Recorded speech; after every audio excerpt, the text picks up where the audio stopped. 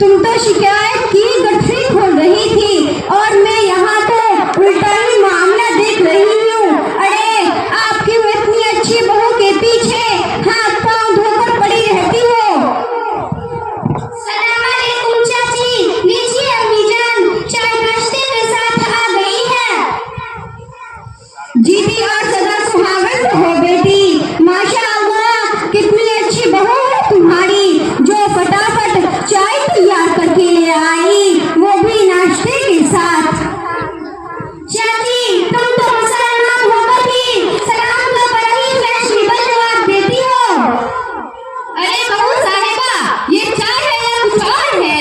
शक्कर का पता ही ना पता है। क्या घर में शक्कर नहीं थी जो ऐसी फीकी और बेमज़ा चाय बना कर ले आई? या फिर नहीं है घर में इसको माँ बाप ने कुछ सिखाया बढ़ाया भी है कि नहीं? या सिर्फ खिला खिला